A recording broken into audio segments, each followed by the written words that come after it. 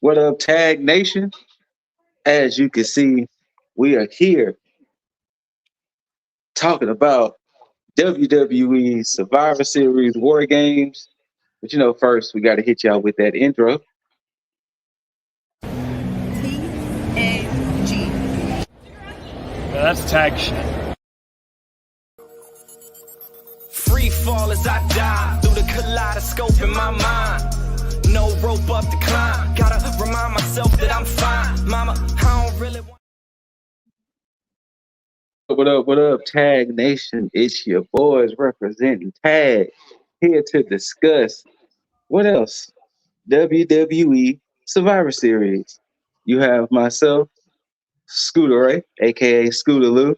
You got the Forbidden Door, Juggernaut 097, and then you got the Heartbreaker, the Heartthrob, that cold-hearted, handsome devil down there himself, King Switch of Tag, Jaeger Bombastic, so fantastic. And then, of course, Lip Dizzle, just like the men's Survivor Series team fifth member on Cody Rhodes' side arrived in grand fashion. That's what Dizzle tends to do. He arrives in grand fashion. But like I said before, WWE Survivor Series. Of course, we will talk about that comeback, that return, and all of that stuff later. But to start us off, gentlemen, how did y'all feel about the show? Jaeger, we'll go with you first. How did you feel about the show overall? Overall, I was primarily checking in while I was doing other things, but from the highlights that I caught later on, and from what I was catching throughout the night, performance-wise, I mean, it was just, I think it was like how Lit put it. It was just like the most WWE booked match as far as booking went. But I mean, Yes. talent showed up. Talent did their thing. It was had it not been for the ending, I think it would have been like an otherwise by the books PLE for them. Okay.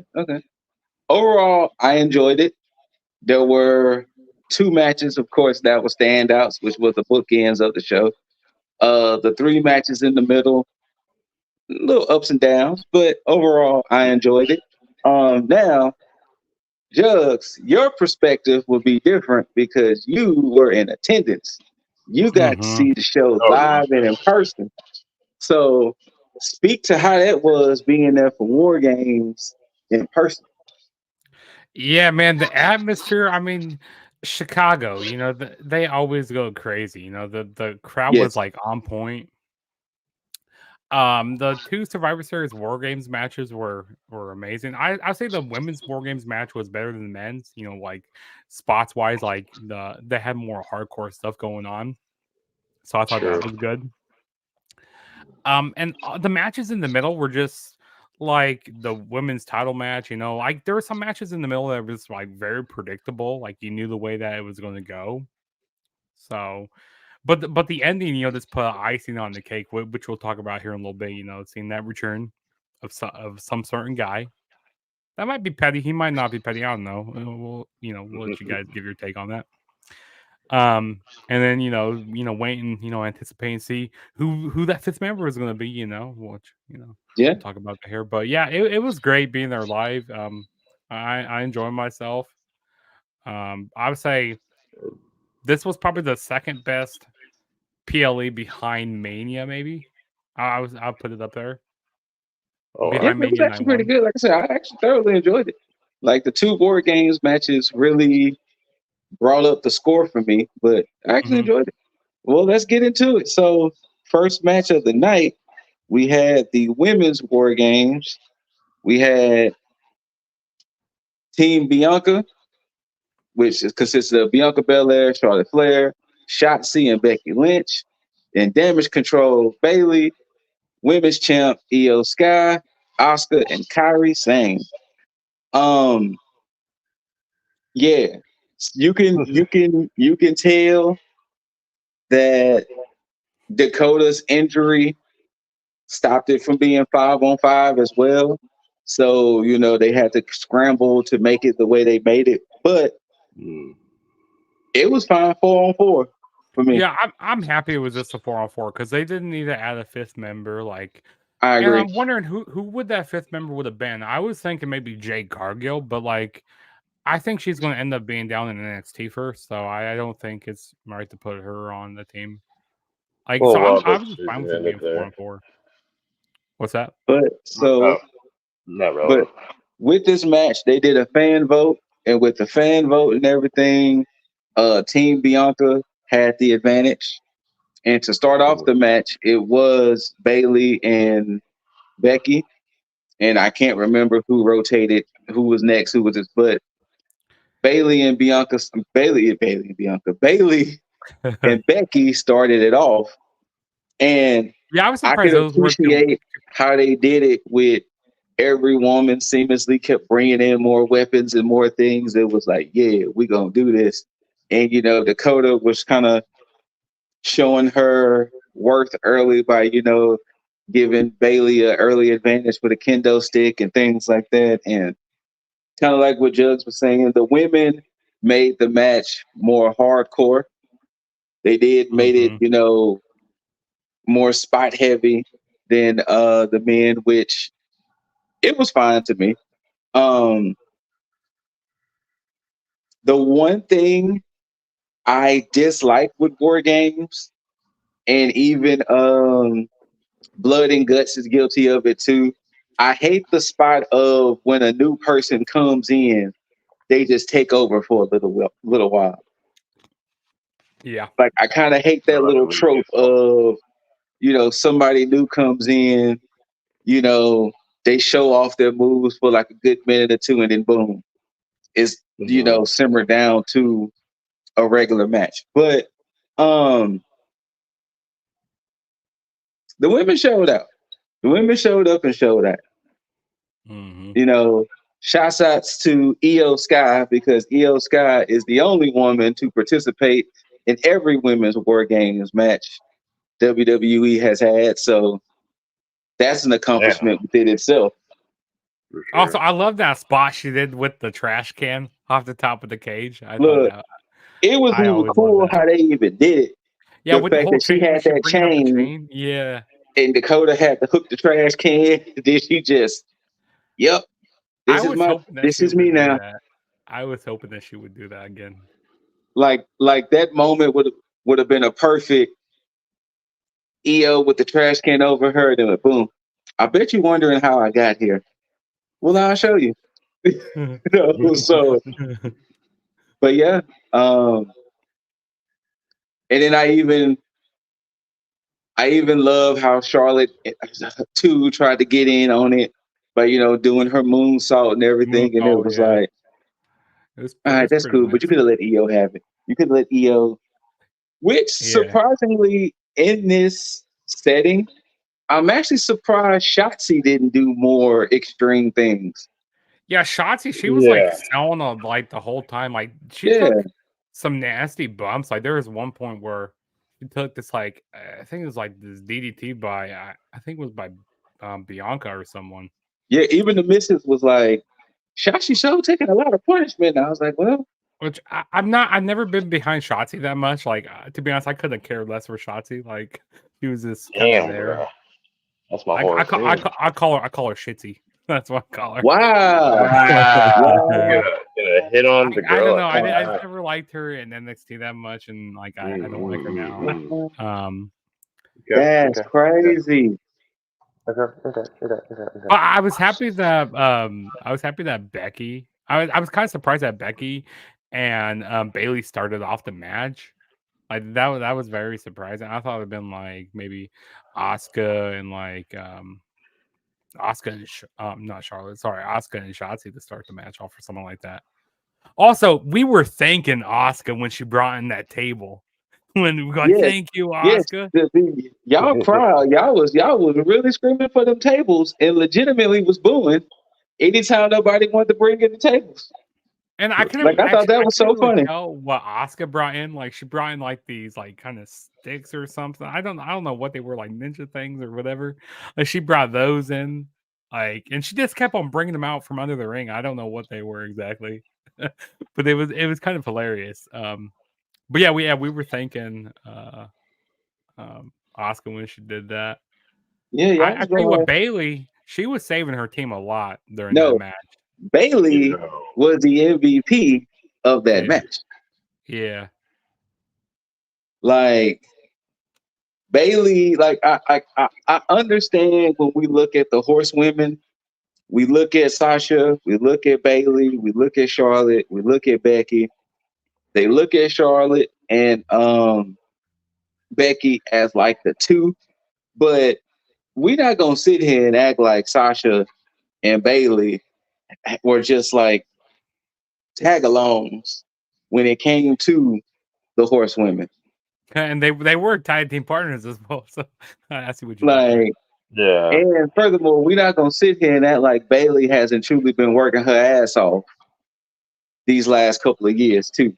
Like Bailey, Yeah, 100%. regardless of You if know, you like her character work or not, Bailey has proven to be a valuable asset not only to that women's division but to WWE altogether. I agree. So, but Bailey was definitely the MVP of that match. Like, I'm calling a spade a spade. You know, I'm going to say this right now. Bailey is going to win the Royal Rumble next year. She's going to win the Women's Royal Rumble next year. I see it. I can see it too. I can potentially see it. So, I see her I see eventually Damage Control breaking up. You know. Oh yeah, I see that. especially And maybe her being the one with that gets kicked out. Kyrie and Oscar being there. I can 100%. I could see the cracks starting to form now because with Bailey taking the pinfall. Yeah, taking that manhandle slam. That was a nice spot through that table. Yeah, I like that. Because especially since Bailey is supposed to be like the leader of Damage Control, I can see that now. That her taking the pinfall, which I mean, to be fair, she took like massive amount of punishment towards the end of that match. Then took a manhandle slam from the middle rope onto the table. Come on now. Yeah, I thought they were gonna make not Charlotte. I thought they were gonna make Shotzi take the pin. I thought so too, especially when she hit her top rope senton. I thought, she was gonna be the one to get that dub. And there goes the myth himself. Like I said, just like Team Cody's fifth member, he arrives in grand fucking fashion, Mr. Lip Nip. Can you hear me? Am I audible? Yeah, we can hear you good. All right, good. Coming in like an audio boat. Yeah. I appreciate that. We still can't hear you, but yeah. Like you whispering to the people. I'm sorry, I was doing my You doing your ASMR right now? I was. Before we move on, you got anything to say about the women's war game match before we go to the next match? Which I'm glad you showed up right on time, by the way. Oh, I gotta say one more thing before the docs. So when I was there live, like I had no idea at the beginning of the match who had the advantage. Did they told that on commentary? Yeah, who had the advantage? Yeah, so we I had no idea until that person came out of that cage, came out of that. Well, so they did the women different because I would have thought the tag match they had on Friday was to determine the advantage, but on SmackDown they said that they was going to do some type of fan vote. It was stupid, and they wasn't going to know till Saturday. It was stupid. It's probably rigged. It was very stupid. It was very rigged and stupid. It was like some Taboo Tuesday-esque voting. Yeah. I think it was like the Ruffles or Slim Jim vote or whatever, and it was Ruffles. Left it up to the fans, which of course they're gonna pick the faces, which is fucking stupid. But I digress. The only thing that I'll say about this match, two things I'll say about this match. One, the women had the better match. Hands down. Said the same thing. Hands down. And then two, God damn, Kyrie. Yes, chat. Yes, Tag Nation. In our chat, Mr. D's leg was crushing on Miss Sang. Like, I'm Yes, so sir. I'm so Okay, glad okay. that she came at the right time, because you know, Gigi Dolan went and got engaged and shit, and it was like kind of left a void. And then Kyrie came in and just like just swoop right in. Yeah, I think that's all my thoughts. All right. Well, I'm gonna let you take the reins of this next one because you said you had some things to get off your chest. Oh, sorry. If you didn't catch it, the women team Bianca gets the dub here. And we'll see on Friday where that leaves damage control and everything. So the next match for the Intercontinental Championship, we have the longest reigning champion, Gunther, defending against 8-time champ, The Miz. And shouts out to Michael Cole, because I'm glad he said it, because they didn't say it on Raw, but he did say it on the PLE. He did acknowledge that if The Miz would have won, he would have tied Chris Jericho. So I do appreciate. Oh yeah, he didn't mention that. Because, Yeah. like I said, they didn't say it Monday, but he did say it on the PLE. See, Loki. See, thank you, Loki. Yeah. So, Mr. Deasley, I'm gonna let you take it because you said you had some bars to get off your chest when it came to this match. Yeah. Now, first and foremost, like, the match itself wasn't a bad match. No. My expectations for what this should have been is what kind of let me down the most. And it's not that I'm mad that Miz went out there and had his match with Gunther. I mean, that's cool.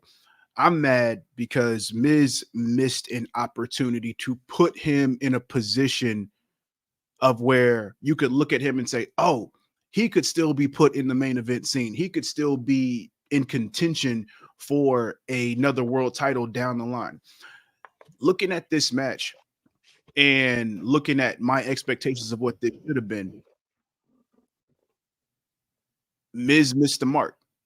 He missed the mark because we've seen better matches from him with people that he gets along with. People, I mean, one of his best friends, Dolph Ziggler. Yep. You know, case in point, anytime that they've had their matches, whether it be singles match, whether it be for the Intercontinental Championship, whether it be in a ladder match, whatever the case is, they've always put out a solid match because of the chemistry that they have. The thing is here, the reason why my expectations were so high is because you can't have a bad match with Gunther. You can't. It's hard to. impossible. You have to try to have a bad match with Gunther. You know, and this is the kind of the same thing that we said, you know, about Jay White in AEW. You know, there's expectation that you have when there's certain parameters that's put in place. This is one of those parameters. You have a Miz who is a very safe worker put with arguably one of the best professional wrestlers in the fucking world. I mean, I'm gonna just say this to piggyback off of that.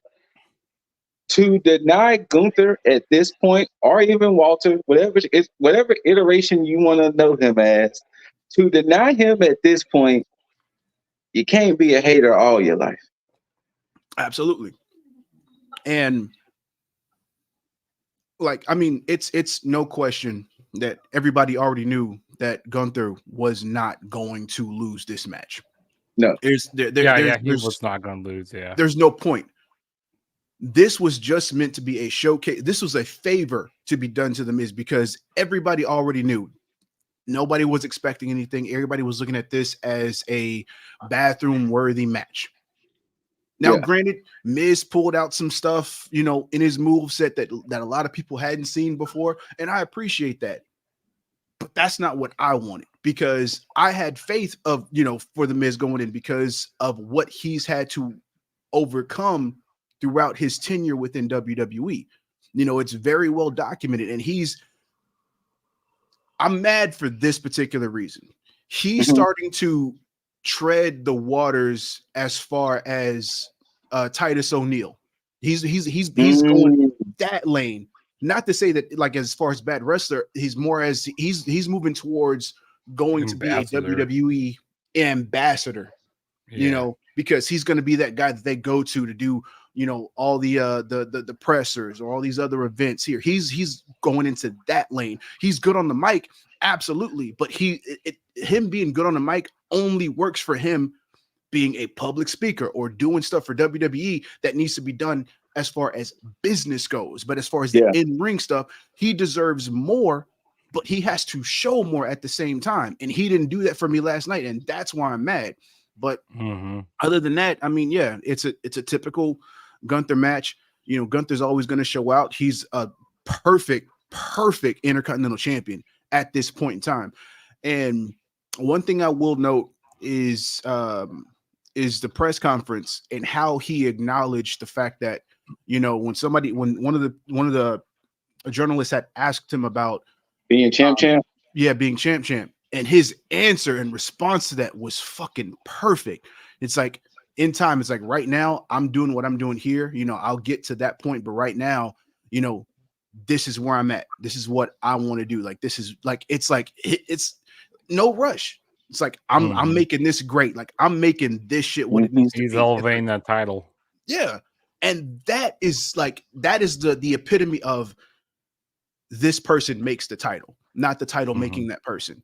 Facts. And whoever they decide to take this off of Gunther, if he does, as long as he doesn't pull a Samoa Joe and just leave that shit in the ring, whoever he puts over is going to get one hell of a stamp of approval.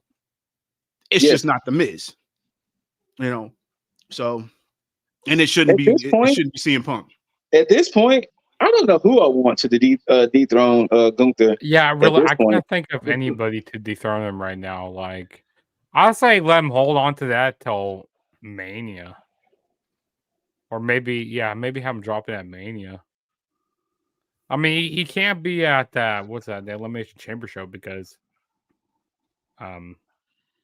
isn't something like with his visa or something like that? I don't know. Well, he's not able to. I think they did say he had potential issues that he might miss Elimination Chamber.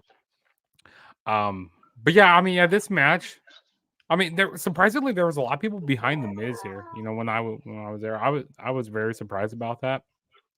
But after seeing that promo on Monday Night Raw, it was just like, I was expecting a lot going into this match. I go like, man, this is gonna be one of the best matches of the night, and it just like felt like a typical, like you said, it's just a typical Gunther match. And I mean, the Miz, he did some, you know, nice moves in the match. There was one point where I actually thought he was going to win the title when he did that low blow and then hit the Skull Crusher finale. I thought, oh god, he's going to win the title. Which I figured that it was just going to be what it was, him getting that low blow off. I'm surprised Chicago was like actually popping for the Miz though. Like what? Like it's more of like they pop for the heels, but like what? That made no sense at all. But yeah, Gunther remains champ. I think they said he was at 500 and something days now, and we'll see where it takes him. We'll see who the number one contender will be now for good old Gunther, because Mans is looking undefeatable right now, undefeatable. And the next match was purely a showcase match that I truly appreciated. There was a little switcheroo, because originally it was supposed to be Santos Escobar and Carlito. If you watched the Go Home show of SmackDown, Santos did a flying knee to Carlito's arm/shoulder and put him out of commission, and Dragon Lee kind of defended Carlito. And Nick Aldis was going to take the match off the card until Dragon Lee was like, nah, I'll do it. So, boom. Dragon Lee, Santos Escobar. Santos has definitely reverted back to his Legado del Fantasma days. And, you know, he's embracing being the bad guy, you know, and we're here. And this was purely a showcase match. I can appreciate that these two men went out and had a pretty solid, pretty decent match. Yeah, this match could have been done on SmackDown, but I can appreciate in this setting that they did not disappoint. That they went out and had a pretty solid match, especially for Dragon Lee to only be there, 2 months? on the main roster, basically. and Santos first time truly get a chance to showcase some things. So I can appreciate this match myself. Granted, I knew Santos was going to win, but I can still appreciate it.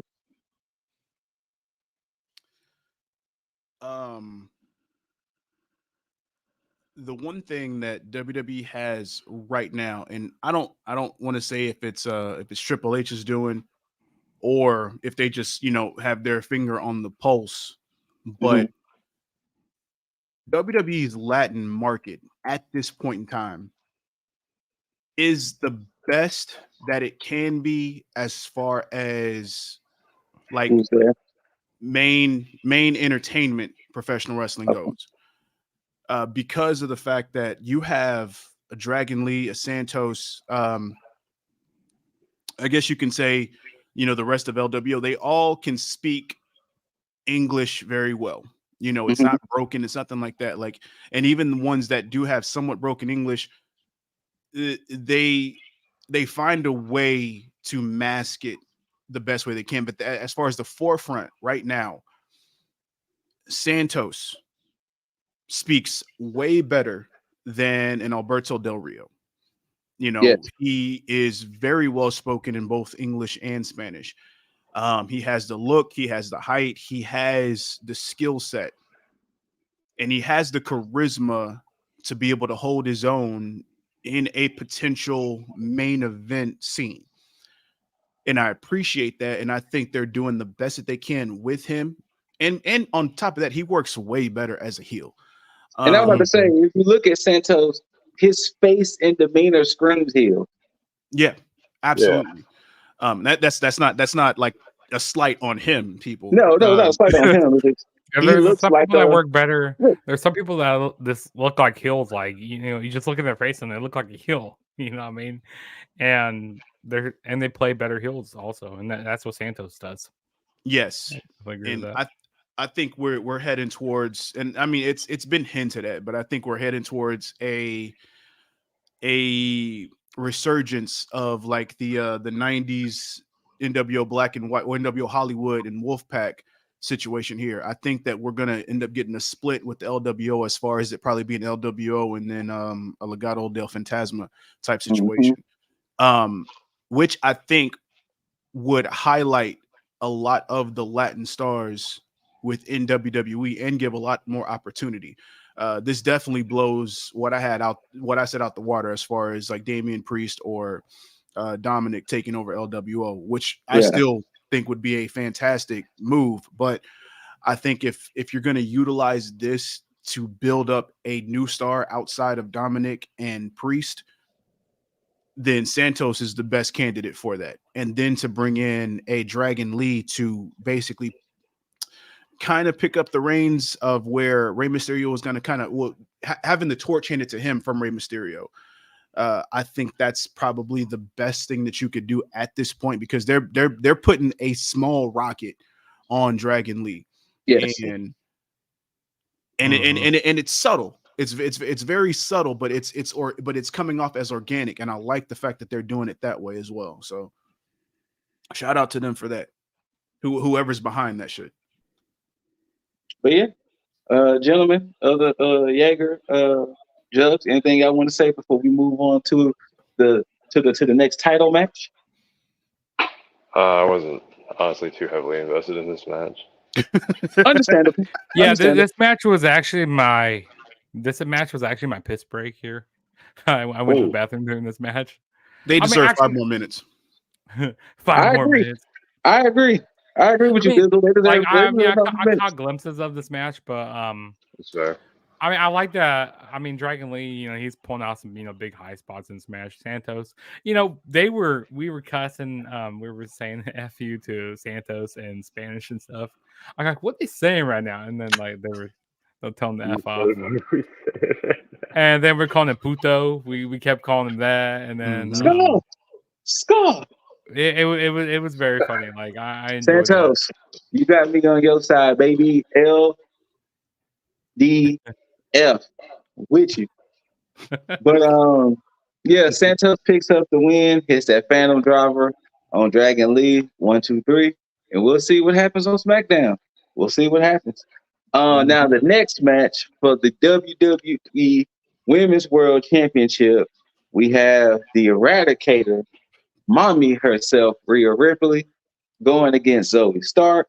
If you didn't know, Zoe Stark got the opportunity for winning a Battle Royal, and she was exuding all the confidence in the world that she could dethrone Rhea, because they were playing off of the fact that Rhea has so much going on that, is Rhea truly focused on this match?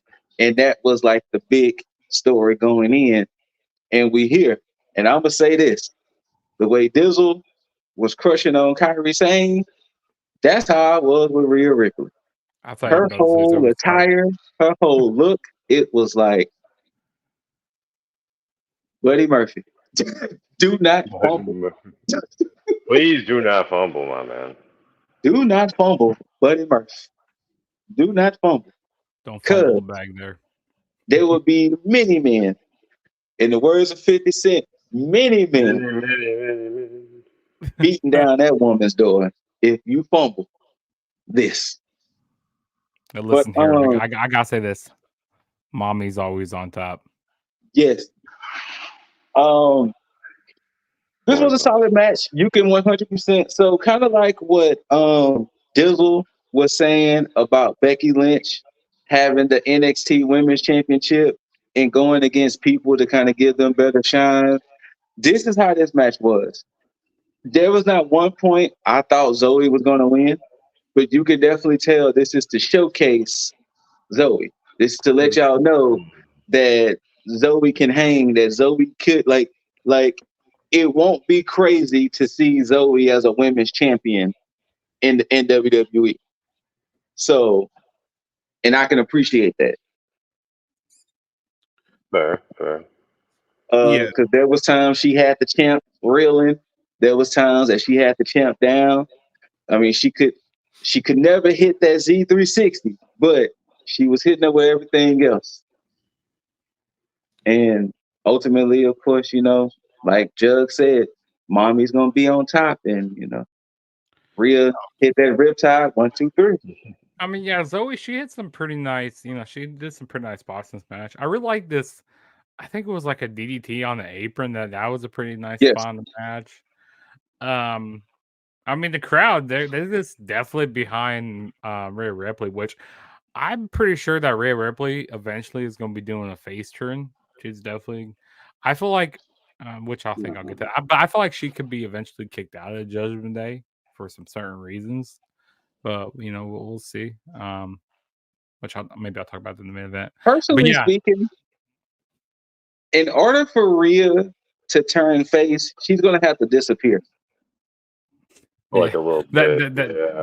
She's gonna have to disappear for a little bit, like a small vacation, because I can't see what could make her turn face right now. Mm-hmm.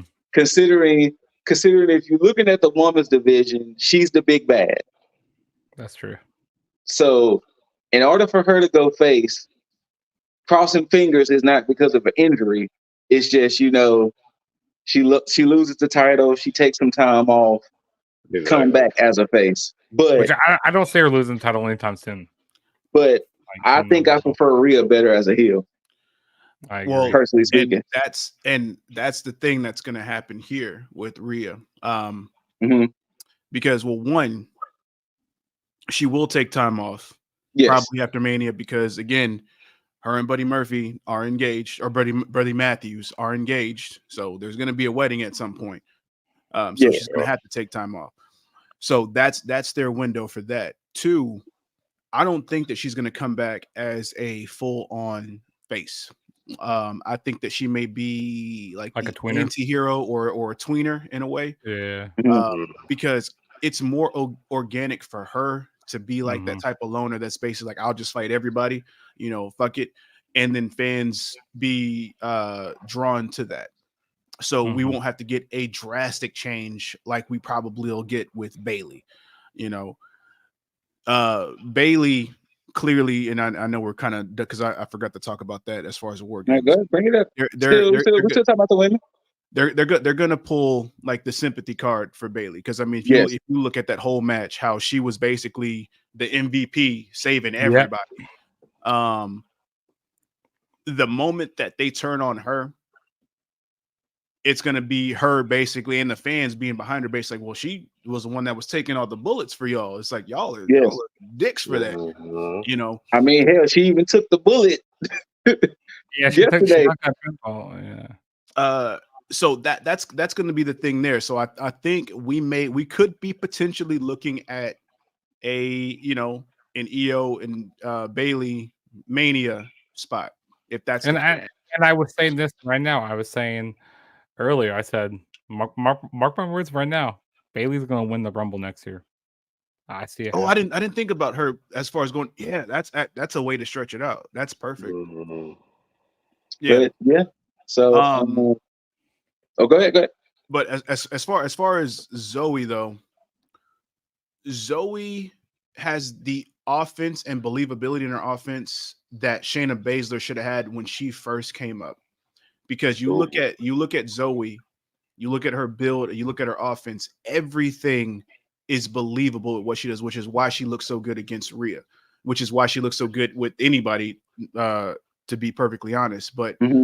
I do agree that she will be a champ at some point, because they wouldn't give her Trisha's stamp and Becky's stamp of approval if that wasn't the case. So yeah, that's my 2 cents on that. Yeah. So Yeah, once this again, match.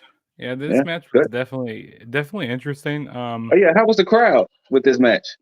Yeah, I mean they were most definitely behind Rhea here. I mean Zoe Starks. I mean, I don't know. She just seems one-dimensional to me. I mean, not one-dimensional. Like her character seems one-dimensional. Like she doesn't have much of a character to her. Like Which is fine. other than being like Trisha's sidekick. I said I want Trish back. Like I'm missing Trish. Thank you, Trish. But other than that, like she doesn't have much going for her character. I mean, she's good in the ring. She hit some pretty nice spots. But yeah, Rhea was not going to lose here, not at all. Jaeger, you got anything? No, we already knew that Rhea wasn't going to lose here. Zoe Starks did initially come off pretty bland to me as far as NXT performances go. Like, even when she had the belt, I was kind of like, why? But her athleticism is to be acknowledged, despite her, I don't want to say generic appeal, but it is what it is in that regard.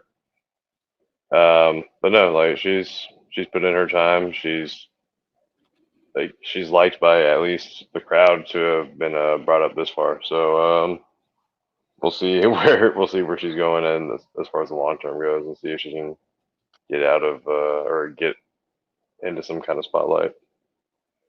All right. Well, we're here now. We're in the main event, the men's Survivor Series match. We had Afro mentioned by Lip Deasley in the chat, Team Judgment Drew with Oh no, Judgment that was Day. Jaeger. Oh, that was Jaeger? Yeah, Oh, my bad. I called it Judgment Drew. My bad, Jaeger. Judgment Drew. Team Judgment Drew, the team of Damian Priest, Finn Balor, JD Madonna, Dominic Mysterio, Drew McIntyre versus the team of the American Nightmare, Cody Rhodes, the champ, Seth freaking Rollins, Sami Zayn, Jey Uso, and the returning Randy Orton, which before the match started, Randy was not there. You said JD McDonough's name wrong. His actual name is Mini Finney. He's What Mini the- I Finney. am not calling him that. Mini Finny. I am Mini not Finney. calling He's him that. Oh my Mini Finney God. wrestler. He He looks like deserves Finn more Balor. respect than that. That is JD Madonna. I am not going to call him that. I'll call him square head because he does have a square ass head. But I would not call I him don't know. that His body doesn't look proportional. I don't know. His head. because his head too damn square. But Damn. so of course going into the match, we knew from Monday Cody made the phone call for Randy. It was like, okay, hey, Randy's a no-show, so they even played into it. Judgment Drew came out all together. Then they gave everybody on Team Seth individual interests, which I could appreciate them doing that with Jey Uso because when he climbed upon on that damn short cage, he had the whole crowd rocking. Yeah, Like, it was that crazy. man is over. Jey Uso is over. Main If event there was Jay. any doubt. But so of course there was no Randy, so it was like, oh shit, what's gonna happen? Seth Rollins, Finn Balor started off the match. I like Judgment how Day Seth started had off the the match. advantage, Mhm. and it kicked off from there because the first two men, being Seth and Finn, reignited a robbery, and it was go time from jump. Um, so earlier y'all said that y'all like the women's match more. I'm kind of split. I'm kind of split 50-50 between them. Oh, I'll explain why. Oh, go ahead. Let us know. Let us know. This is part of the problem with having two War Games matches, is because you have to book them a certain way, because all of us being wrestling fans back in the day, WCW, the way they built War Games, it was always one War Games match. Yes. Period. And that's the one that you looked forward to because it was, basically gang warfare, for lack of a better term. Mhm. And it was built up like that. With Damage Control and Team Bianca, this is something that has been built up in a more violent way than the men's. The men's felt more WWE, like brand warfare, SmackDown versus Raw type of build, Mhm. than it felt as far as like a blood feud. If you look back at last year where you had the stuff with the Bloodline, that seemed more violent because Hell Bloodline was running roughshod across WWE as a whole. Mhm. With this, I kind of checked out during this match because I was more focused on the whole Randy Orton stuff, on if he was going to show up or not, or what was going to happen there, versus me being enthralled in the match. As the Well, match is going on, Put go ahead. a quick pin in that. Mm. A couple of years back, that was the same complaint Jim Cornette had. He said the issue with two matches like that, if one match seems more brutal, then it's like, okay, how can the other match top what the first one did? Mm-hmm. And in this case, with them letting the women go first, they used more weapons. They had more of these high spots. Then it was like, okay, well, that means the men got to go out there and damn near do some hangman swerve type shit, which we know damn well that wasn't going to happen. But still, you thought, and kind of like what you said, even last year with the Bloodline versus Team Brawling Brutes, there was violence all over that rings last year. And also in this match, you had all these over the top characters, like all these like big egos, like Yes. it was crazy. Like when they were all doing the entrances, everybody singing Seth Rollins song, we all singing Cody, all doing the Jey Uso stuff, and everybody had the big ego. So there was more drama, more of the soap opera in this match, more drama. Like that was brought up in Cody Rhodes' press conference because one of the guys told Cody, how did it feel teaming up with the Avengers? Yeah, that's what this basically was. This was like an Avengers movie. That's what this felt like, all these big egos. So, of course, alternating people comes in when it's time for Team Seth's fifth person. Who music hits? Judgment Days. Rhea Ripley comes out with a ref with a briefcase because it's like, nah, Priest about to cash in right now. Then it was like, oh shit. The next thing you know, Randy's music hits, and everybody's kind of looking like, he ain't here. Then in steps this, coming from the shadows, we see him, and when we finally recognize it's him, Randall Orton comes out there, and Randall Orton is jacked. He's just in great shape, man. Randall Orton man. was looking good. Shout out to Westside Gunn in that picture too. But Randall Orton was looking good. I was like, he did not let injury slow him down. He stayed in shape. He even looks in better shape than he was when he was with RK Bro. And I even like his whole demeanor. He got in that ring. He looked at all 5 of them men and was like, "What y'all want to do? Who first? Who doing this?" And of course, they saying Also, Dominic and JD, but I also like how he teased, with Orton and Jay. How I was like, yes, oh, man, yes. is he going to turn on Jay? Because like that was going through the back of my mind, and Well, like watching Raw was funny because when Cody was making the announcement, Jay Uso was in that corner like, shit. he was like, oh shit, like we took him out a couple years ago. We put him on the shelf for a couple years. Yeah, Randy Orton, he was just wrecking stuff. I like all the DDTs that they were hitting, like all Yes, the team Cody. That RKO, that mid-air RKO, look here. or like off the top of the cage. There had to been someone who was gonna have to take a high spot, and unfortunately, we thought it was gonna be maybe Dominic, but no, it was JD Madonna. They threw JD's ass off that top rope and fed him to a waiting Viper who hit a hellacious RKO, and it was like, that was beautiful. Poor man. Sir. Man, that man was a legit sacrifice. Legit sacrifice. And I can even appreciate Randy looking up and tell Cody, no, you do this. You pull the switch. You pull the trigger. He hits the crossroad on Damien. 1, 2, 3. Team Seth wins. And it was like, I was damn. very surprised. Like they made both face team wins. It was crazy. Well, like so looking at it, because in our predictions, looking at it, Damage Control was running roughshod over SmackDown. They had to get their comeuppance. You're talking about they injured Bianca. They pulled Shotzi in this with, them shaving her head. Charlotte, could never get her fair match against EO because of the others. And then, let's just call Becky for the sake of bringing star power. Same thing with this. We couldn't let the Bloodline lose last year because they were so dominant. Judgment Day can take the hit.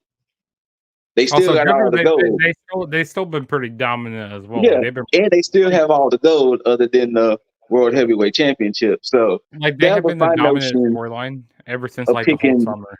Yeah, that was my notion of picking the face teams because it was like at some point they got to get their comeuppance.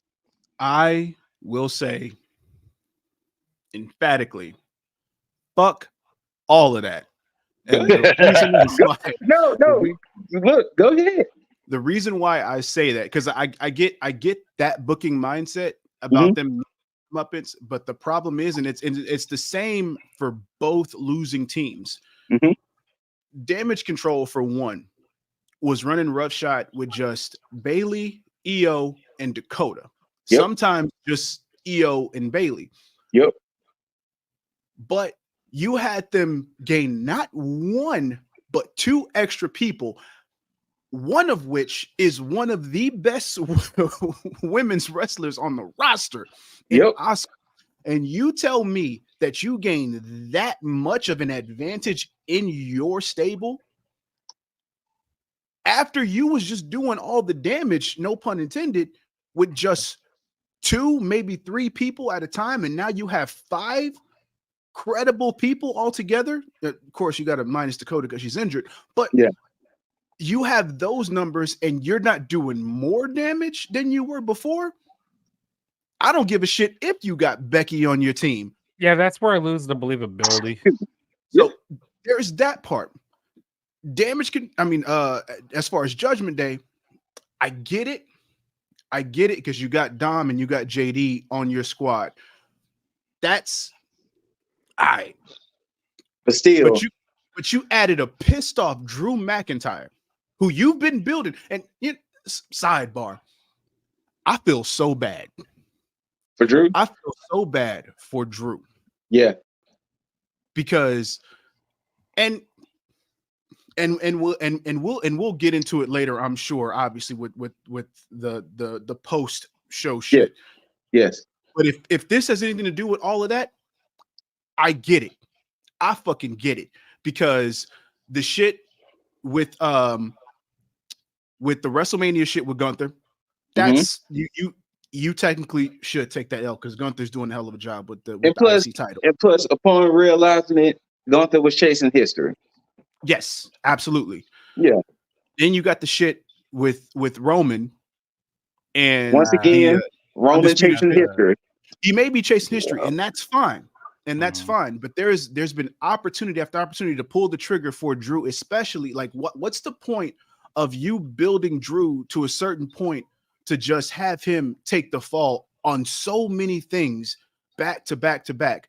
You know, WrestleMania, understandable. The shit in his home, home country of Cardiff. Yep. See, I thought that was a right opportunity to take the title. If they wanted to take the title off of Roman Reigns, that would have been the right opportunity. And that and I can even say, you know what? That's fine. You don't want to give it to him. Cool.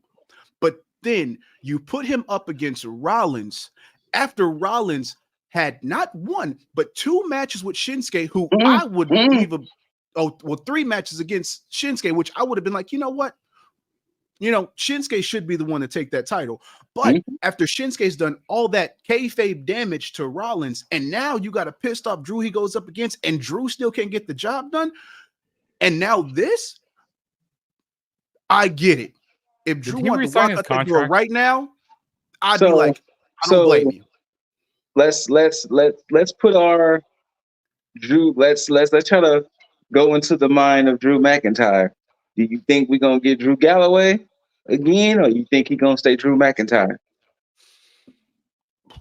I think he eventually leaves. Wait, I think that let me clarify, because I don't know if Scoot, if you're saying this as far as staying or leaving. Yeah, staying or leaving. Like leaving, of course, he goes back to Drew Galloway. Staying, he stays Drew McIntyre. No, he's going to go be with TK. He's going to be champion over there. It's see, with everything that's happened, everything that I just stated, it's hard for me to say back to TNA.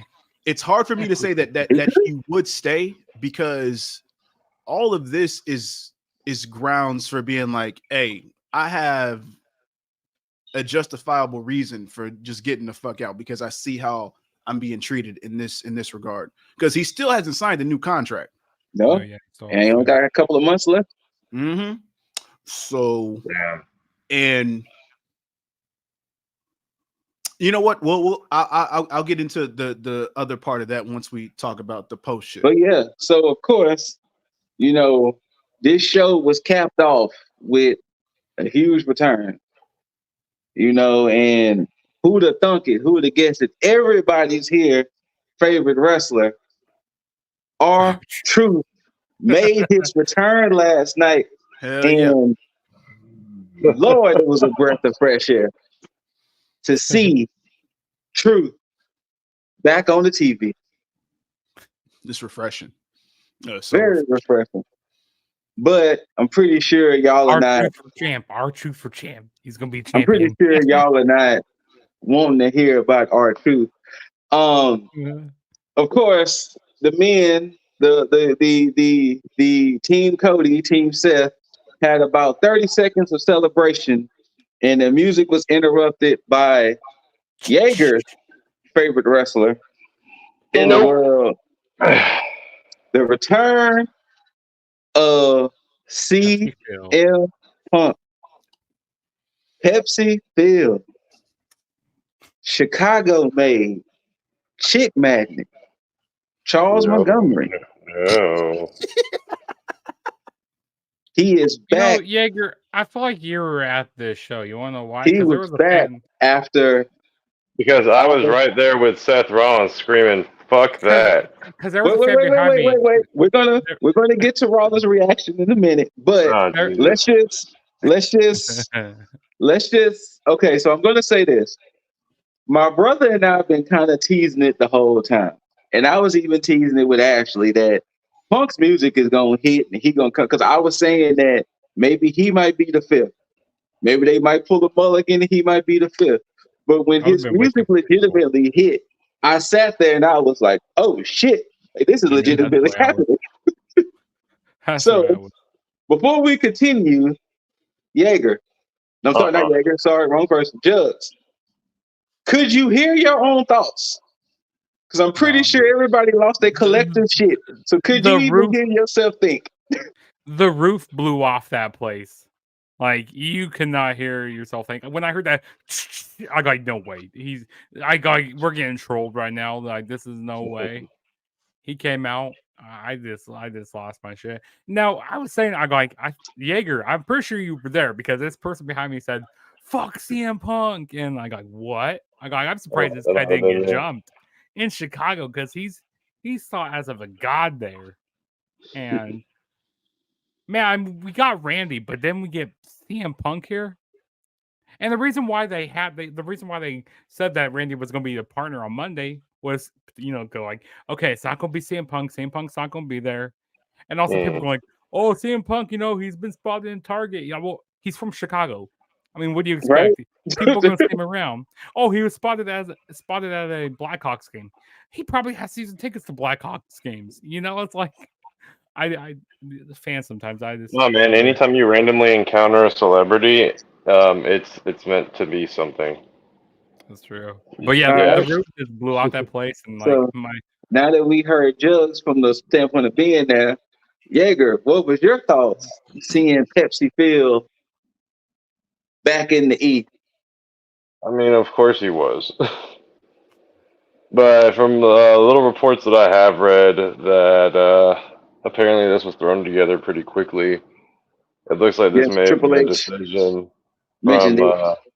yeah, it may have been a decision from on high, like maybe Endeavor, people that are also in the boardroom with Triple H, who are, no? It was very tight-lipped. I Yeah. think Well, I know. Oh, go ahead. Khan, I think they had been talking about it. They had talked previously as far as working out a deal. I think Khan pinned a deal maybe a week prior, and I think Trips had spoke with, as far as him showing up, that was agreed upon that morning, yesterday morning. Okay. Because there was no previous plan for him to show up at Survivor Series, but I think they had spoke that morning, and then it just kind of came together, and then he ended up showing up. And nobody else. I know there's a bunch of reports that's contradictory to each other, that's speculating that a lot of people knew, other people knew. He basically had kind of walked in, and it was surprise. It was surprise to everybody. Yeah. because it was like But split 50. It was like split 50-50 because I was asking a lot of people around there, and they were like, "Oh yeah, Punk's gonna show up. Oh no, Punk's not gonna be showing up. No, he's not showing up." Which I didn't believe it because I didn't want to get my hopes up for it. I'm like, no, Punk's not. Solidification right there. There it is, right there. Right there. And apparently he walked in like a few minutes, like right when like the main event was going on. Like he walked in like right then. Like so nobody knew. Like he probably had his hood up. Nobody knew that was him. Like yeah, the whole arena it was just nuts. You couldn't hear yourself think. All right. With that being said, Mr. Deasley, how did you feel seeing Punk show back up? well, as far as immediate reactions, I was in the middle of messaging y'all when I was talking about the damn show, and I was like, well, that was kind of a basic bitch show for the most part. I mean, it was cool, but it was like everything. Oh, that's when I said it's the most WWE booked PLE. Yes. Yeah. And then as soon as I hit send, and then I was getting ready to mess something else, and then that music hit, and I was like, wait, what the fuck? Because I was surprised because I wasn't expecting the shit. And kudos to Trips for booking that masterfully, because he was basically like, all right, hit the copyright mark, and then hit Punk's music. So he planned that shit because I think he wasn't in Gorilla, I think, for the majority of the show. And I think he went into Gorilla during the main event and then made the call to do that. I will have to eat my words because when we talked about Punk after All In, and Scoot, you posed the question of, do we see Punk going to WWE? And I, without hesitation, said, fuck no. I said the exact same thing. I mean, well, anything is possible in the world of wrestling now. Yeah, exactly. Now, during that time, of course, Vince McMahon was still hovering around WWE. Yes, he was. Yes, he was. Triple H has a masterful lobbying skills. You know, he knows how to put shit aside and say, hey, business is business. You know what? He knows what's best for business. True. Absolutely. And I think that this is clearly all him. Absolutely. And money talks. You know, they say all controversy is good controversy, all publicity is good publicity.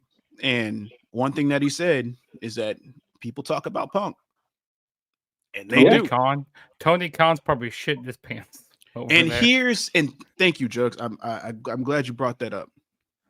Because two things. One, just like I talked about with the Will Ospreay thing, that was a FU to WWE.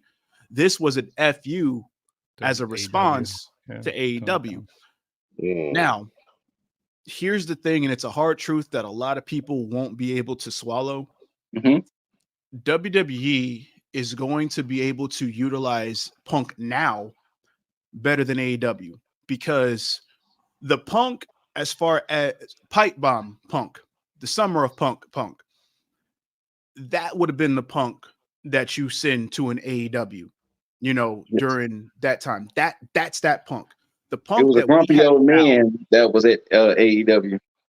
Correct. And that's the Punk that needs to be in WWE, because there's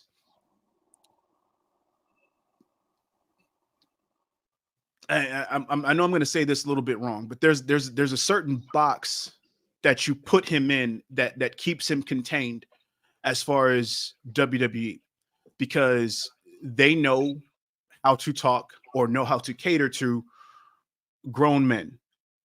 And I know that sounds like I'm sliding AEW, and I'm not. No. Only reason why it's going to sound like a slight is because, I mean, Cody said it himself when he was still there. Sometimes the organization, I think even Jericho said it, sometimes the organization and sometimes the getting a hold and a wrangle on things is tougher in AEW. And it's like you got that younger talent backstage and they don't want to listen to an old head like CM Punk. They don't want to take advice from him. The young buck. And in WWE's case, you have this is what I say goes almost type of mentality. So it's easy to hate children. It's ran Go more in your respective corners. And think about this. While in AEW's case, it wasn't like that. That's what it is. Thank you, Scoot. It's time-tested structure. Yeah, it's a structure. Thank you. Structure.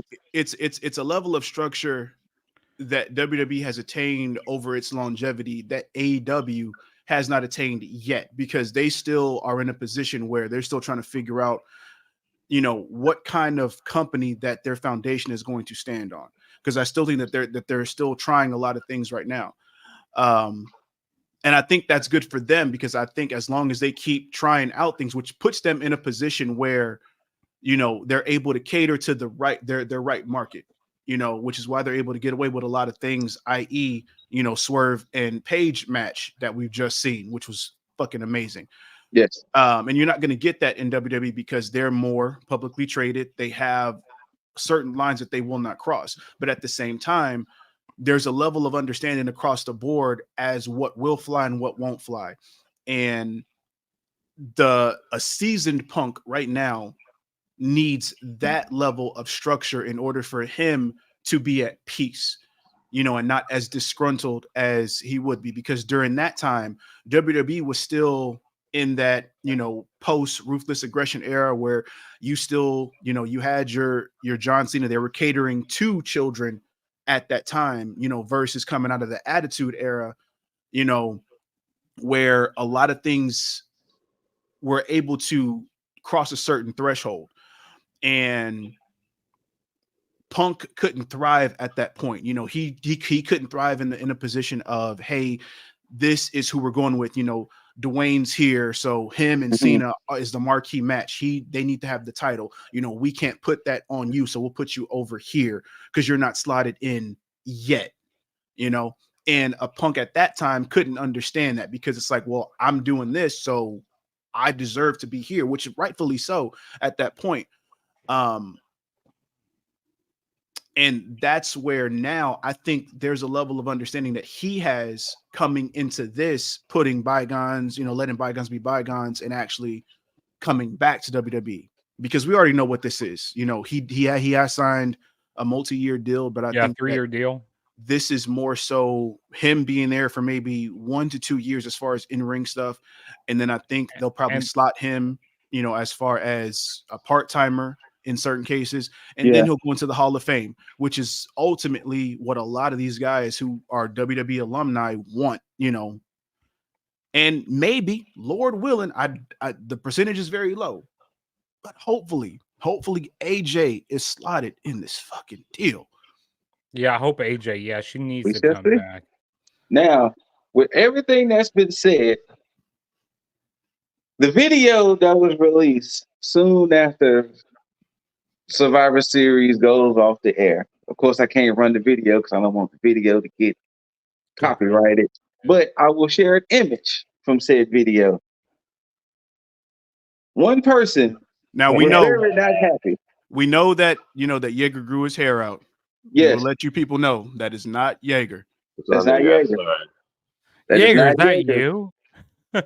Now, with this happening and kind of everything Dizzle has been saying, the video that was released, how much does this help WWE now that CM Punk is back?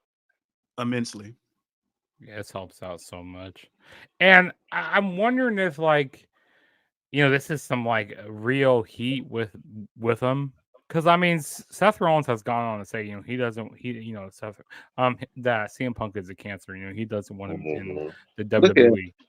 If WWE, but listen, they can make so much. If WWE can get Edge and Matt Hardy to work together, True. I think they could make this happen. I feel like they could make so much money off of this. This would be This would be a great WrestleMania match. Like, you know, because Punk has never had, you know, a big WrestleMania moment. So take the title off of Rollins at Mania for, you know, CM Punk to do that. You know, that'd be his like big Mania moment.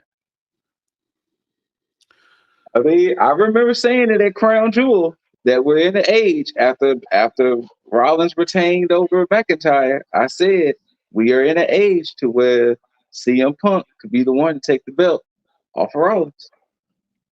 I really believe it now. Like, I think they can make a really good feud out of this. Like, really start building up. I mean, it will. Whether it's work or shoot, they don't have a choice but to make a feud out of it, because of the traction that it's already gotten so far. And I think it's kind of too. I don't think they should do Punk and Roman, because I think that would really hurt. Like, even though Roman has gone to say, you know, he doesn't want Punk in the company. Oh no, you know, Cody is gonna somehow find his way on SmackDown. With CM Punk now being on Raw, because Punk and Orton are supposed to be on Raw Monday. With CM Punk, somehow Cody's gonna wind up on SmackDown. It was shown secretly that you can see that Cody was talking to Nick Aldis in his office. Somebody, you know, keen-eyed people noticed that was Cody's suit. He randomly showed up on SmackDown to save LA Knight. So somehow Cody's about to find his way on SmackDown.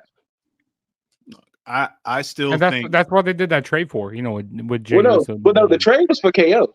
It was KO and Jey Uso. Okay. correct. I had said that Cody was going to be part of, like, he got Jay over so it can be for him to go to SmackDown. I still believe that deal is still connected to Jay. I just don't. I think there's something else to it. I could be wrong because I'm reaching, but at the same time, the other caveat would be the fact that this instance with Punk could also have some telling effects of that as well. But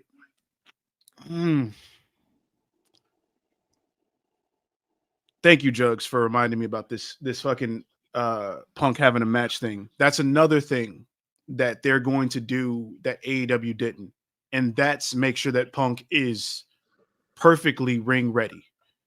Because I think Punk had too much leniency to not be ring ready, which is why he made a lot of mistakes in the ring in AEW. I think that they're going to make sure that he gets all the rust out and is able to go in and put on a Punk worthy offense, you know, in time for WrestleMania. I don't think he gets in the ring for at least 2 months.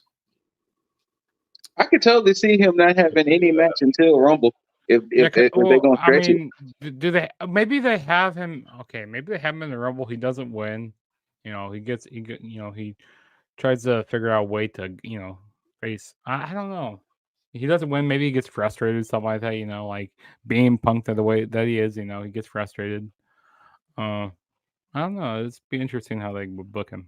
So we know for sure. Hey, thank you. We know for sure at Elimination Chamber, we're going to get either one or two chambers. We're either going to get Seth Rollins defending his belt at Chamber, or we're going to get a Roman Reigns #1 contender. Because we know, because let's just go ahead and put it out there. We know they're not going to book Cody to win the Rumble 2 years in a row.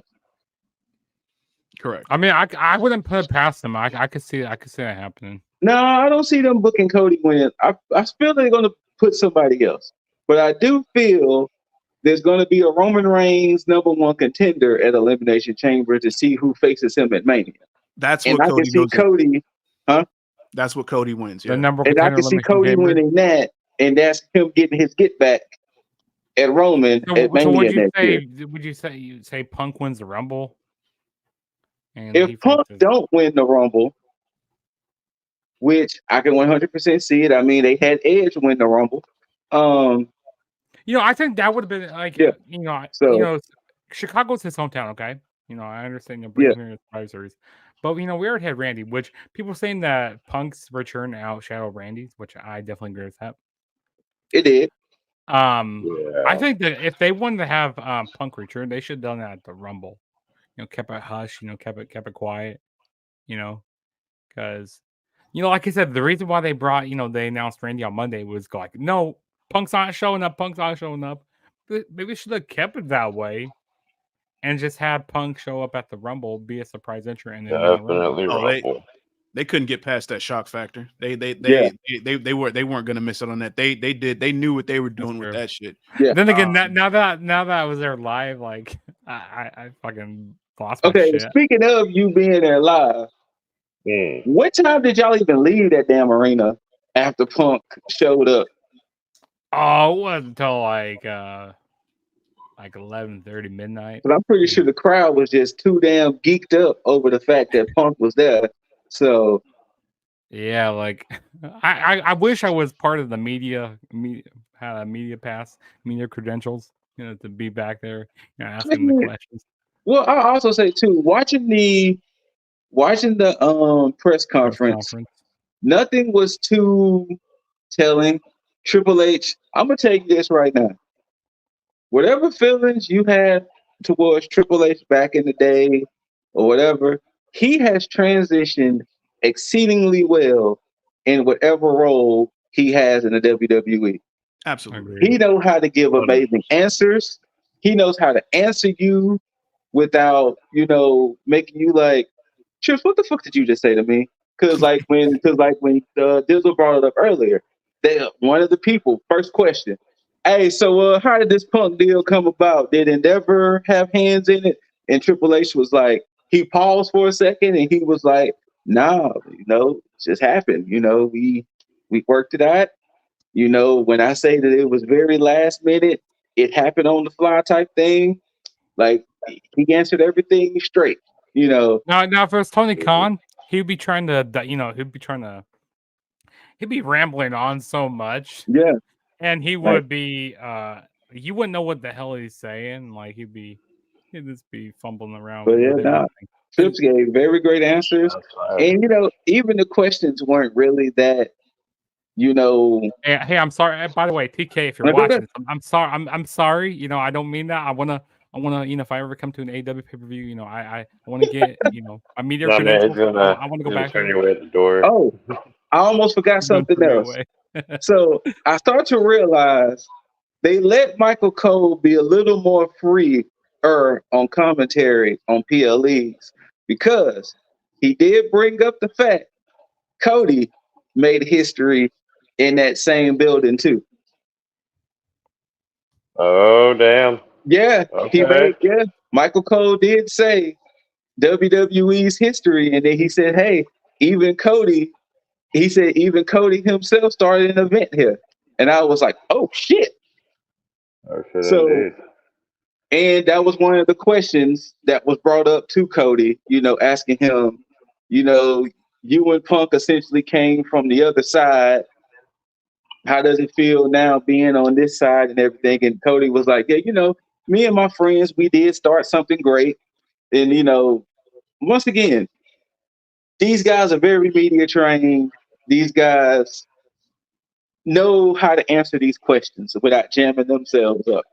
Without actually dropping names and saying people from the other place. Yeah, they're very professional about it. Yeah, I agree with that.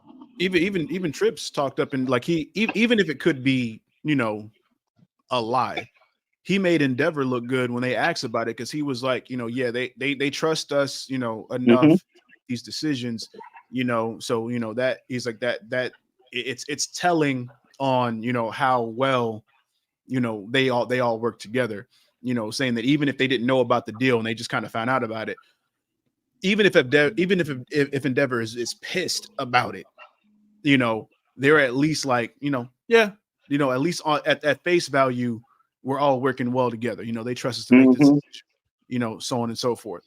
But yeah, he definitely, like Jug said, media trained out the ass. And I think that's why they chose who they chose to speak at the press conference, because I thought we were going to get, Punk there and talking up a fucking storm. Yeah, because I'm happy we didn't get Punk here. I wonder, because I'm anticipated to watch Raw now. For the first time in a long time. That's why they did it. That's exactly why they did it. Because I'm wondering what he's going to say. First time since Mania. I'm pretty sure he's going to open up the show. He's going to be. I wonder if he's going to. You think he's going to talk about the other place? You think he's going to drop AEW? You know what's crazy?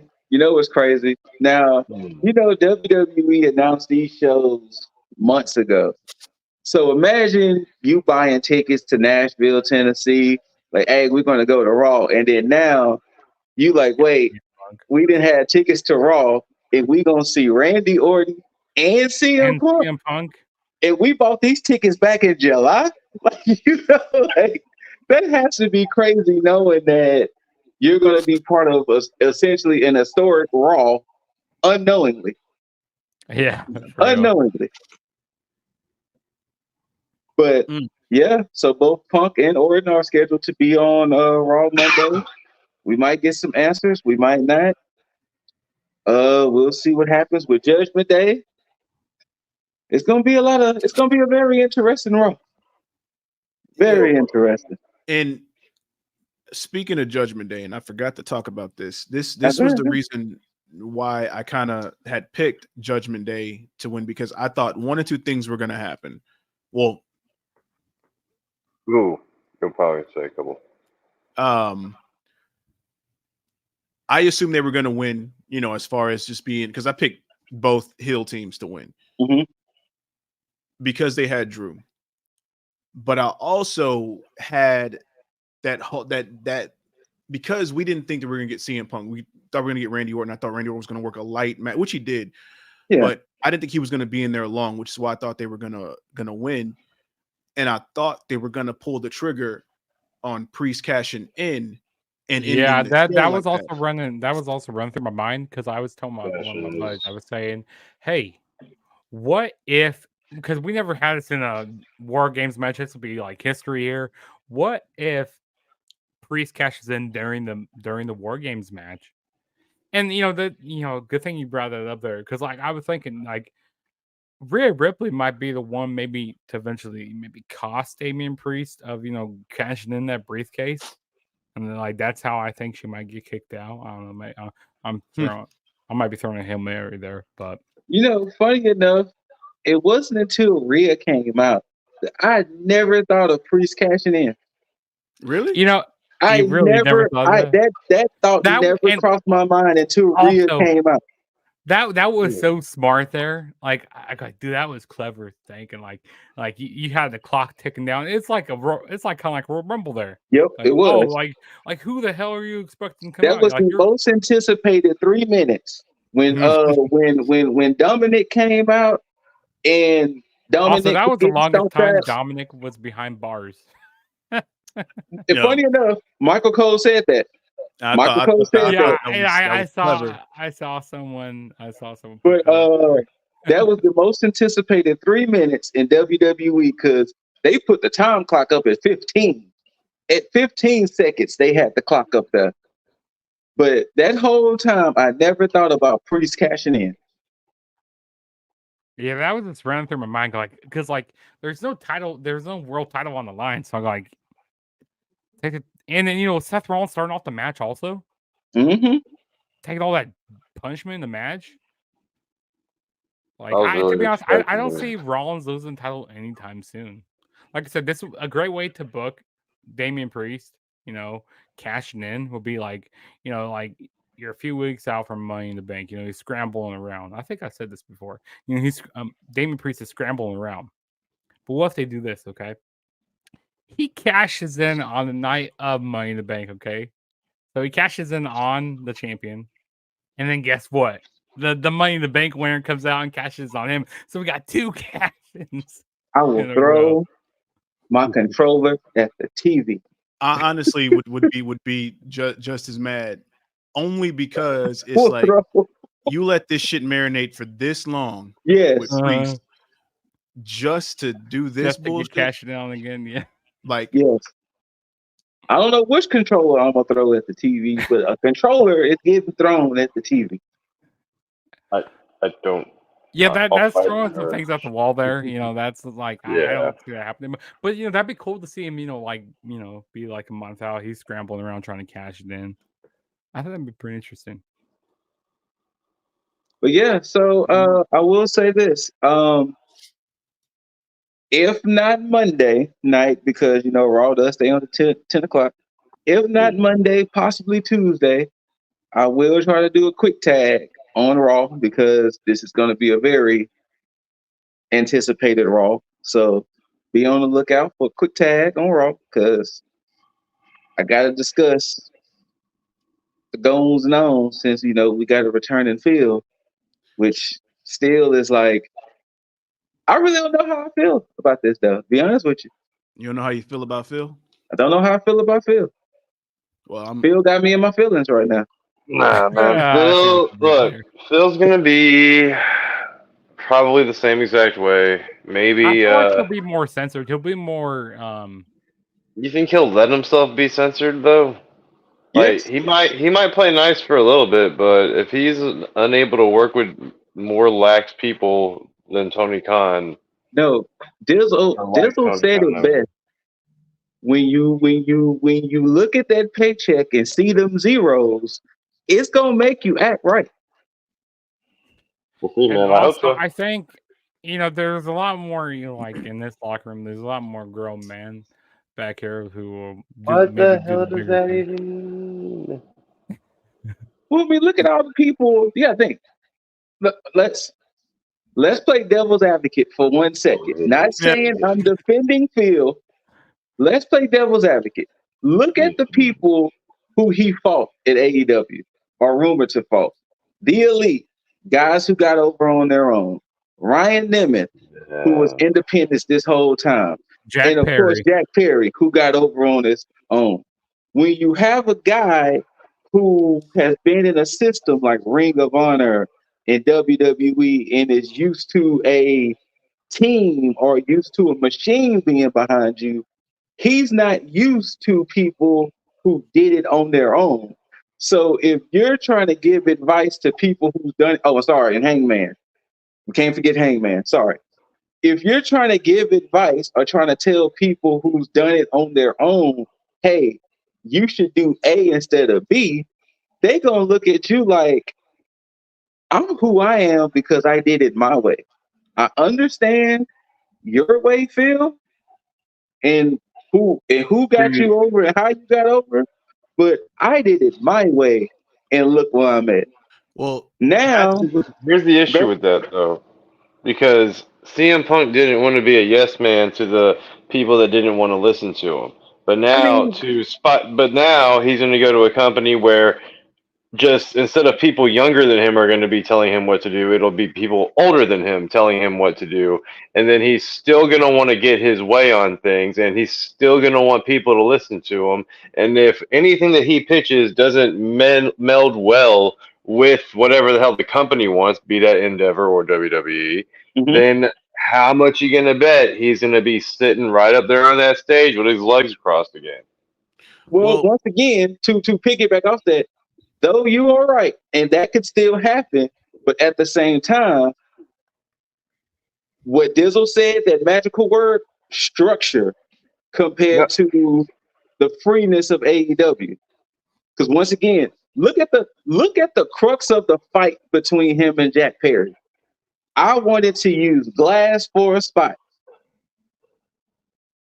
That And was really on Punk for trying. Like, why do you care that much what another employee, but not see, yourself, wants to do? when it comes to structure, they know one, WWE is not going to do nothing like that. They're not Was going he to have glass assigned that spots. position of structure? Hell, they And barely also have table spots. Tony Khan So, should have stepped in before that, when they had their whole altercation backstage. no, no, Like, no. oh, So once again, structure and what's the word I'm looking for? Tenure. Tony Khan is still new at this. Yeah. yeah, and he also he said that he feared for his life, when those monitors when the monitors fell Yeah. in his lap. here's the issue. Well, the main issue in all of that. The thing is, Punk is somebody who did it on his own, which is why WWE went after him. Mm-hmm. So Punk understands what it means to be the guy that the Bucks, Hangman, Jack Perry, he understands how it is to be in their shoes because he was there. That's also their gripe with him because it's more or less of, you've been here, you know how it is. You should understand all we're doing is what you did to get noticed. There's nothing wrong with that. The problem here is that Punk was that guy and then went to WWE where he still had that same mentality. He was them in WWE.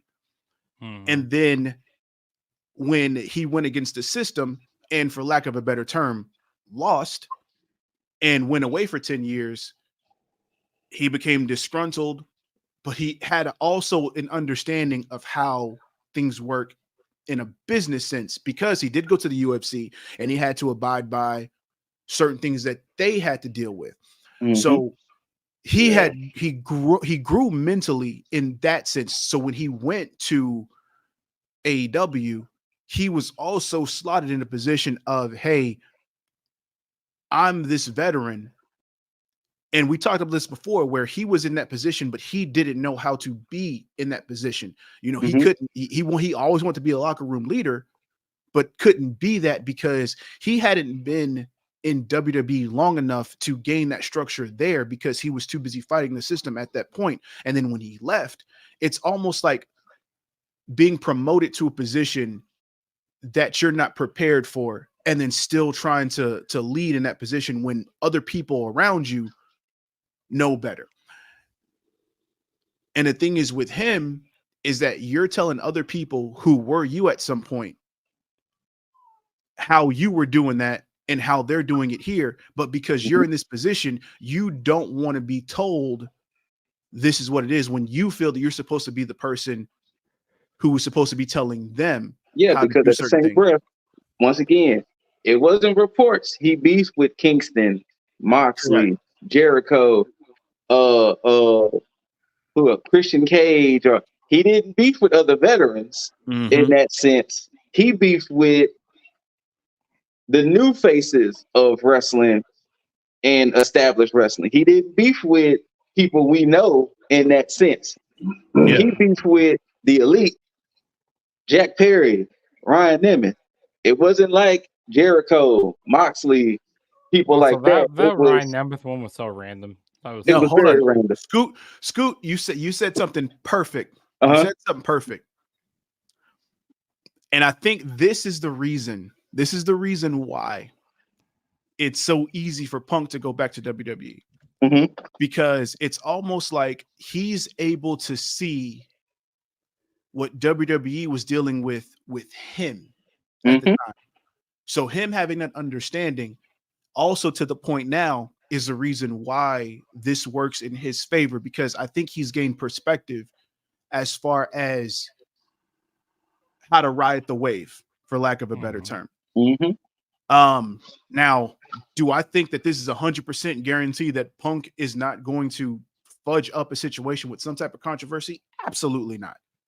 Absolutely not. But there's a greater chance for it not to happen now with the idea that he's gained perspective. Yeah. And the fact that Trips is kind of manning the ship here. And it's not, Vince. If Vince was still manning it, then we might be in a different situation. Like we might not even be talking about Punk right now. He wouldn't be in WWE right now. Because but then again, Vince did fly out, to Cody's house. So, he does try to amend relationships. Because so far to us that we know that was public to us, Seth Rollins is the only detractor. Because we saw Rhea Ripley's reaction, and Rhea Ripley's reaction could simply be her just being a heel. Yeah. We don't know how Rhea truly feels about Punk, but we heard Seth Rollins himself say some things, calling him a cancer, Phil, stay away, all of this. We saw that fucking Corey Graves and Michael Cole had to hold him back. Hold him back, yeah. So shit. As we know right now, Seth Rollins is his only detractor. Well, Drew's was a 50-50. Huh? Drew's was a 50-50. Drew was 50-50 because, one, we don't know where Drew's head is at. We don't know if Drew was out the door. So we don't know what. So Drew is kind of 50-50. They were both told before this match happened, right? What's up? That was the word that everybody was told before the match happened that Phil was going to show up. So we don't know for sure if this is genuine or a work. Exactly. And that's the other part. That's what I'm about to get at. In Seth Rollins' case, we really don't know if this a work or a shoot. I think it's more of a work if it's Seth Rollins. I think it's possibly genuine from Drew McIntyre. Yes, because Drew was already frustrated. But he didn't make a scene about it or anything. He just left, Yeah, he just left. His storm out was kayfabe. They reported that. Oh, it did? Oh, okay. There were reports where once he got to the locker room, people close to him that were talking to him stated that part of that was because of Punk. And then that's when he actually left the arena. Yeah. So that's why I said it's 50-50, because I get like him leaving to not make a scene, which goes back to people talking highly about Drew being able to, talk to media and everything without, throwing shade or throwing salt on anybody. Rollins, they did report that he stormed backstage looking for Punk, but then was veered away from that area. That part I believe that may be work shoot to where it's like now it's like art imitates life in a situation, so they're gonna make something out What of did that. Punk do? Storm back. Well, he didn't storm backstage, but actually they was looking for Punk. But yeah, you Punk know, ran up so on freaking Punk Jungle ran Boy. up on Jungle Boy, and yeah, Rollins is so, trying to run up on Punk. That's all. yeah, we'll see. It seems like about to join the bandwagon and be a whole bunch of talking about Punk in the Rollins. next months. Rollins runs up to Punk going, "I love Lou Perry, you son of a bitch." He's gonna end up being. He's gonna end up going to the other company. He's going to AEW. I'm gonna say this: Oh, God. Rollins if they AEW. book the program between Punk and Seth Rollins, be prepared to hear I'll be some watching. fire promos Oh, between the damn, two. they'll be fire. I'm hoping. Yes. Like They are so going to trade Oh, shots. yeah. They are going to trade artillery with each other because you know Yeah. Rollins is going to mention his time at the other company. They are going to trade artillery with each other. So be prepared. But anything else anybody got to say about Survivor Series, CM Punk? Anything else? Nah, not as far as that.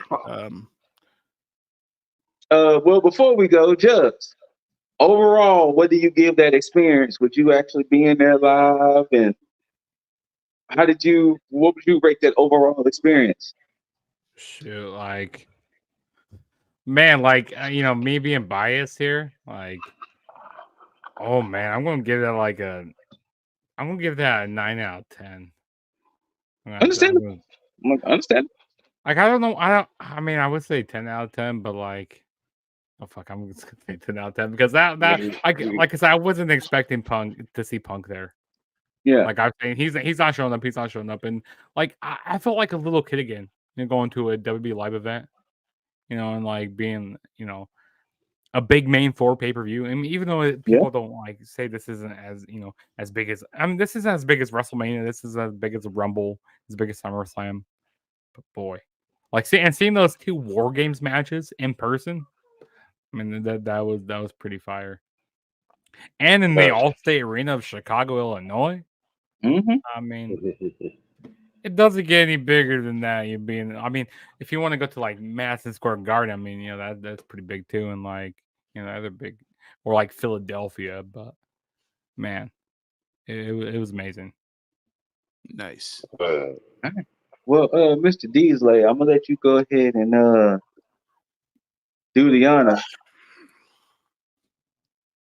Well, I'll go ahead and say officially, congrats to the new champ, which it's the name. If Jugs would have just picked for the bonuses, I think I still would have been champ. That's fine. It's the name of tonight. Not acknowledged. Yeah, I completely forgot to pick for the bonuses. I was just all because my internet wasn't working the greatest at the venue. It's okay. It's okay. I mean, look, I'm gonna just say this in closing. It's great to make history, and though I love my Bang Bang Gang brethren, you don't have to be in that shortest title reign category by yourself now. Damn, bro.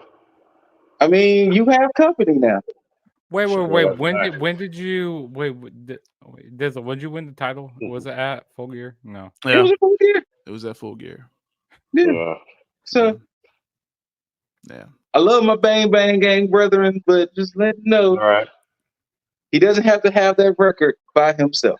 Yeah, it sucks. I have the longest and shortest reign. And see, that's the one thing. That's the two things about being the history maker of tag. I can never be the first, so I'm still trying to take that longest reigning. Hey, you know what? I'm the first ever Forbidden Door. That is true. That's true. I think you'll be the only, unless I think you'll be the only. Comes out of nowhere. Unless somebody else comes out of nowhere. But you'll always be the first. Those two records that I can never be the first champion, and I'm chasing that other one. Taking the other one. Damn, no. I'm chasing that longest reigning, but it's cool. I mean, look, it's 84 days. The only person that's come close to knocking out the 84 days has been Jaeger, and that was with 72. But and boy, 72, that's impressive within itself too. I mean, so to put it in perspective, 84 days is fucking impressive. I mean, that's a lot of damn pay-per-views, PLEs, whatever. And to still come out on the top like that, I was fucking going impressive. Strong. I was going strong. I was predicting with the best of them. And then even having 72, it's still like, and then now going into 2024, it's going to be defenses everywhere. So yeah, because with the rumors of AEW doing more pay-per-views. So to truly have a long adjacent reign in 2024, that's going to be magical for whoever that could be. All I can do is beat my own record, which I will. But regardless, the Chris Jericho of predictions, whatever. Like how Jericho is 9-time Intercontinental Champion, I'm 9-time predictions champion. I'm sick of it. And I'm not even going to say anything. You know, I'm not even going to say anything because in 2 weeks we'll do this again for deadline. But that one I'm truly waiting for is December 30th. World's End, because we know that your world's gonna end with even if it's end, I am destined to get it back. Even if we'll see. But go ahead and sign us out. Look, people, former champ. Whether you loved it, hate it, don't forget to rate it, thumbs up, thumbs down, leave all your comments, concerns, questions down below. Ladies, leave all your contact information down for that man right there. Give your congratulations to that guy down there. It's fine. You don't have to. You don't give your congratulations to him. Don't give. It's cool. It's fine. Go ahead and acknowledge the forbidden door and knock on Jugs' YouTube channel door to go watch his shit and get indulged in that. But tag that subscribe button. You know, hit the notification bell. Like all the shit that you see. Right. And until you see these handsome faces and immaculate voices. I bid you all adieu. I'll warm up the hand for that good old too sweet to the bros with a good old bada bam. And until next time, we bid you all adieu. And as always, tag the fucketh. Ow. Dollars make a way to make a change. Gotta be insane to make them same mistakes again.